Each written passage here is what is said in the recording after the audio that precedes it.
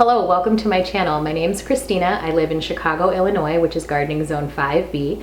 I have 2 raised garden beds in my backyard, and what I want to do on this channel is I want to share my garden with you, and I want to share all of the steps of it with you. Everything from planting to growing to harvesting. I want to share my pitfalls, my problems, my successes, and then I want to show you what I do with that food that I grow. How do I preserve it? How do I cook it? And I want to invite you into my kitchen to see all of the wonderful things that I make with the things that I grow all year long. So I'm going to be doing this vlog style to start. And if you ever see anything in any one of these vlogs that you would like a more dedicated video on, or you want to know kind of more steps, more in-depth steps, please leave a comment down below and let me know, and I'll be happy to make a video about it. But with that being said, let's jump into the vlog. Hello, it is Monday, October 18th. I just pulled into the parking lot of the garden center, and I'm gonna head on in and see if they have any garlic for planting. So normally I will use garlic that I grew the previous year to plant, but I had a really tough year for garlic this year, so I don't want to sacrifice too many of my bulbs. In 2020, I ended up growing about 30 bulbs of garlic. And this past year, in the spring and in the fall when I planted, and then in the spring again, I had a lot of trouble with the local wildlife. I think it was a raccoon, might have been a squirrel, but I'm pretty sure it was a raccoon digging up a lot of the garlic. And then once it did start growing and getting established, a huge couple of windstorms came in and uprooted a few bulbs. And so anyway, long story short, I only ended up harvesting about 14 bulbs of garlic. And next year I'm planning on planting anywhere between like 40 and 50 cloves. So if I use all of my garlic from last year, it'll pretty much deplete my supply. So I am going to use maybe, I don't know, 2 or 3 bulbs from this previous year's harvest, but I do want to go in and, you know, see if I can just pick up some more, so that I don't have to use all of mine. I'll check back in when I'm done. I'll show you what I got, if they have it, and then I'll tell you the little schedule of gardening that we've got going on this week.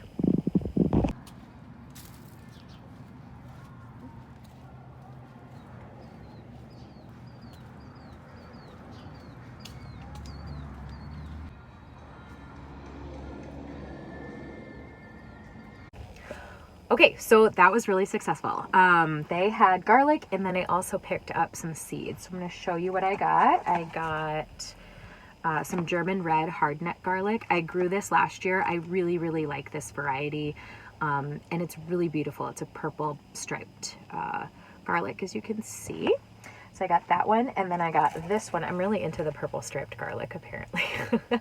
And then I got this one as well. So this is a purple glazer. I've never grown this before, but the sign said that it was really good for roasting and just a good kind of all-around garlic. Both of these are hardneck varieties, meaning that I can also harvest the scapes, which is really exciting because I love me some garlic scapes. And then when I was in there, I just couldn't help myself because I have a problem with seeds. So I got some red burgundy okra.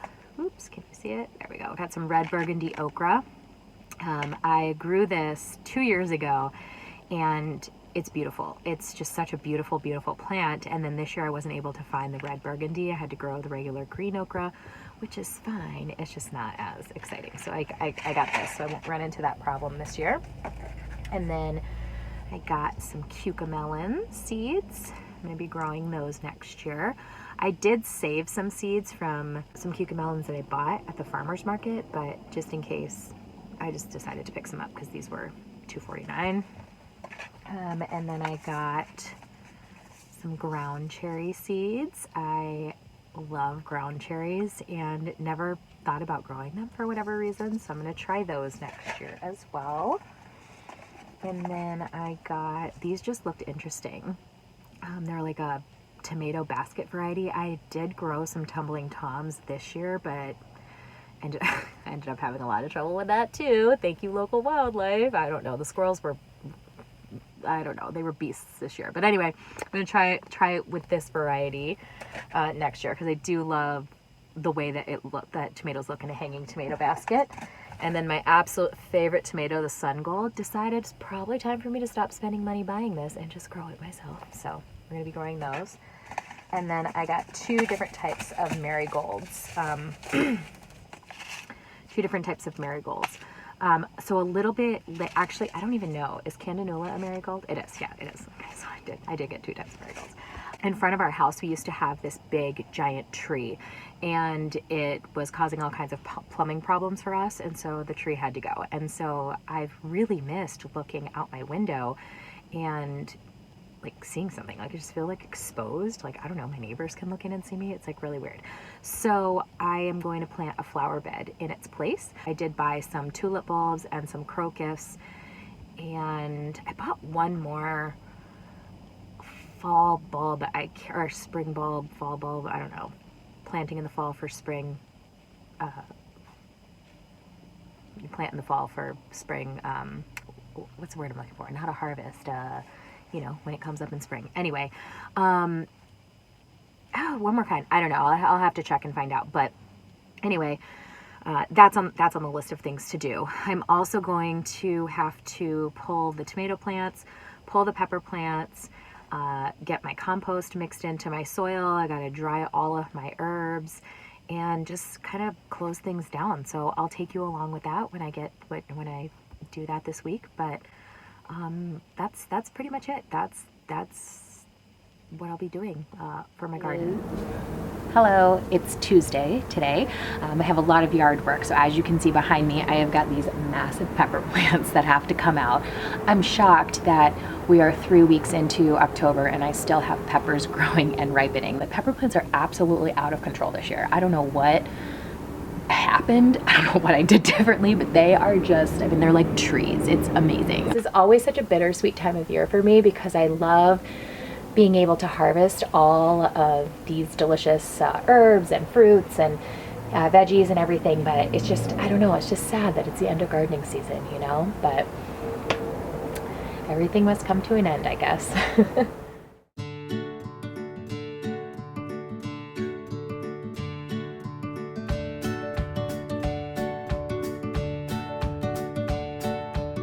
Okay, so for the most part, I'm just going to be kind of cutting down the plant as I go. As I get down to the root, I will use a little bit of manpower to pull it out.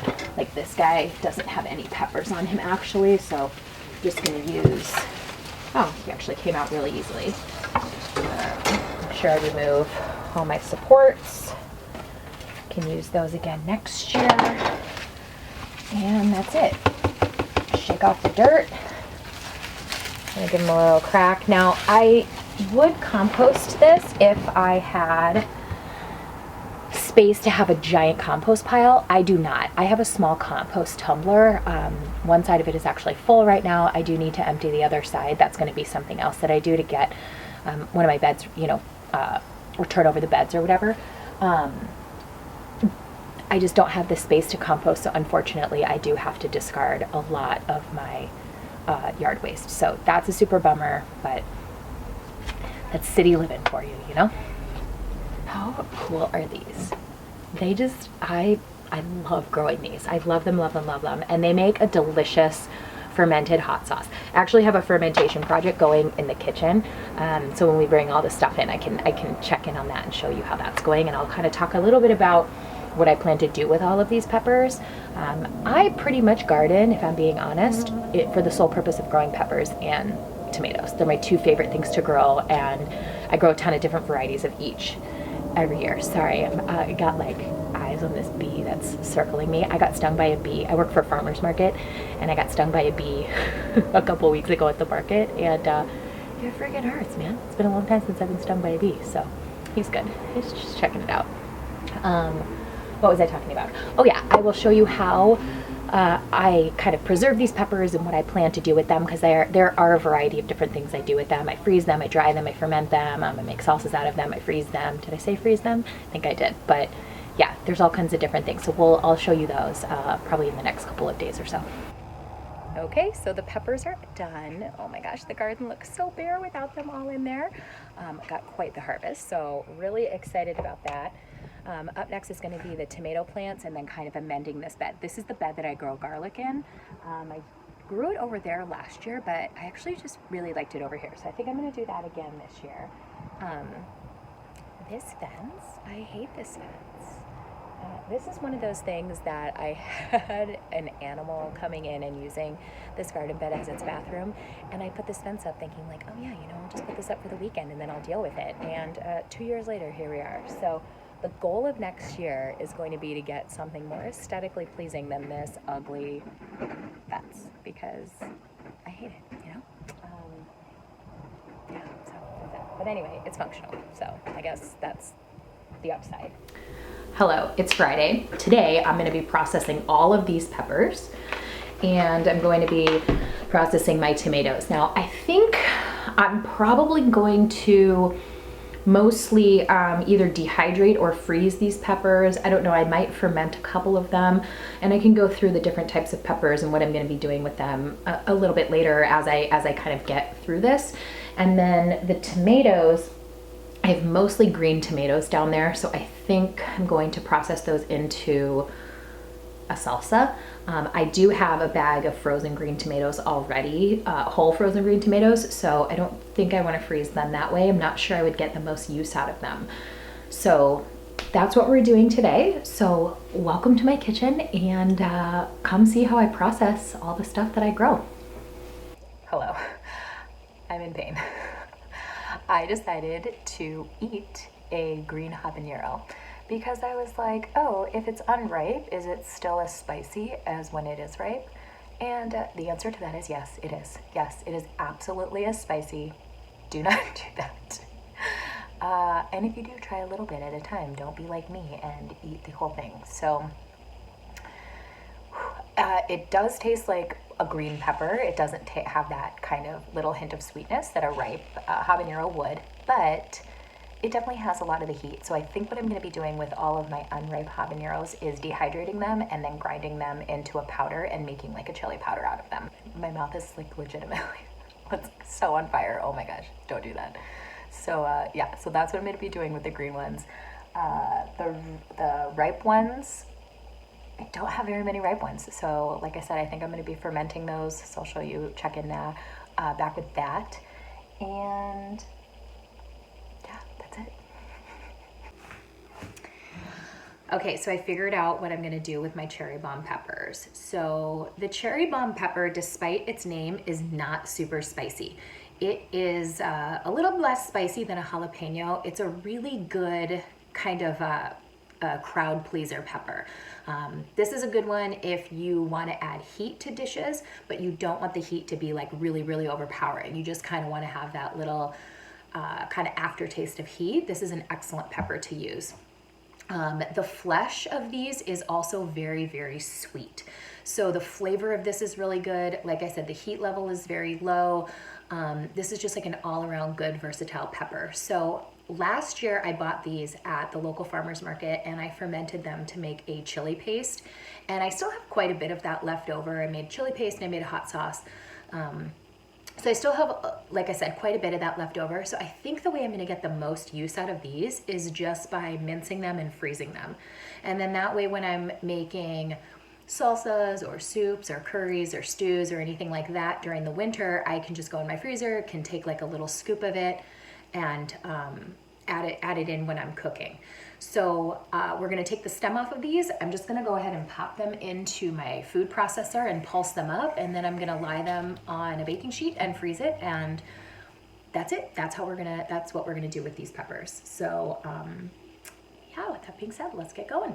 Okay, so I just got done processing a whole bunch of these peppers. So these are called an arroz con pollo, and this is my first year growing these, so I didn't really know what to expect. And it's so weird because like they smell like a habanero and they kind of taste like a habanero, but they have absolutely none of the heat. I think what ultimately I'm gonna do is I'm gonna end up fermenting them. So that's what I've got going on here. So I just went ahead and took the stem off, I cut them in half and I de-seeded them. Mainly deseeded them because since they don't have any spice level, the seeds are just gonna be annoying. And then I'm gonna throw in 2 actual habaneros, because I figure if the flavor profile is all the same, that this should make like a pretty mild hot sauce or chili paste. Like it will have a little bit of a kick because these are pretty spicy, but it won't be like overpowering the way it would if like this whole jar was habaneros, you know? Not totally sure I'm gonna be growing these again next year. It's weird because like I really like them. Like I like the flavor of them. They're really good. But first of all, if I'm gonna grow a pepper with no heat, I pretty much like a super sweeter, like a much sweeter profile, something like a Melrose or even like a banana pepper, something like that. But if I'm gonna grow something that tastes like a habanero, but I don't really want the spice level, like I don't understand why I wouldn't just use like a less spicy pepper, you know? So anyway, I don't know, you win some, you lose some with gardening. This year I kind of bombed with these, but I don't know, they look real cool growing on the plant at least, so that's kind of the upside there. And they taste pretty good, so we'll see. So anyway, I'm gonna get my ferment going here.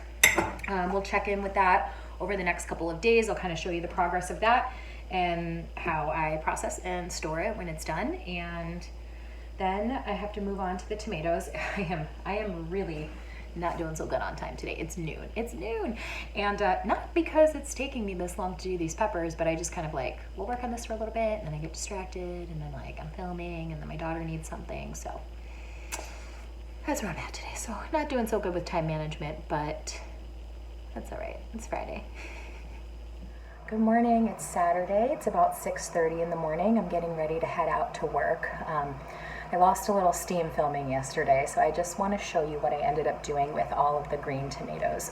So I picked through the ripe ones, and there weren't that many. There were only, you know, a little small bowl full. And we'll eat those this week.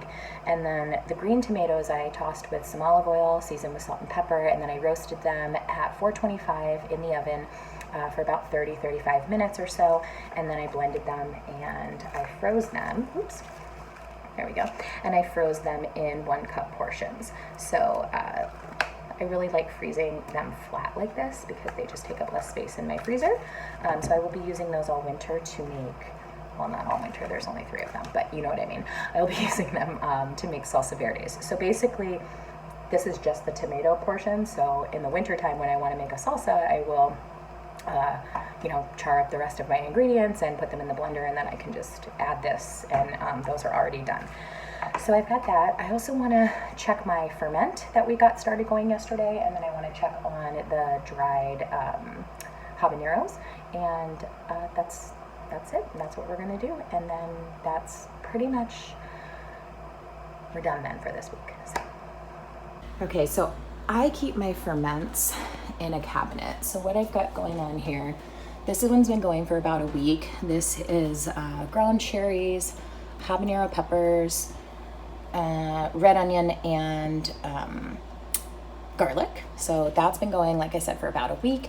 This is tequila that is infusing with serranos, and then this is the one that we got started yesterday. So what I'm gonna do is I just wanna check this and make sure that there's nothing floating above the water line, and there's not. That looks pretty good. All right, here is the peppers that we were drying yesterday. Oh, okay, so these look pretty dry. Oh yeah, these are totally dry. So these are done. So what I'll probably do is pick out these dried ones. Oop, this one's not totally dry. It looked dry, but not so much. This one's not dry. And then I'll consolidate the ones that still need some time onto one tray. And then I might bump the heat up a little bit. These have been going all night. So they've been going about 18 hours or so. It's been quite a while. I'm surprised that these aren't dry yet. So that's it for this week. Thank you so much for watching. If you've made it this far, go ahead and leave the chili pepper emoji down below. Next week in the back of the house, we're gonna be planting garlic. In the front of the house, we're gonna be getting the spring flower bed all up and running, and we'll just be doing some more cooking in my kitchen. So make sure to come on back for that. And don't forget to like and subscribe, and that's it. I'll see you next time. Thanks a lot. Bye.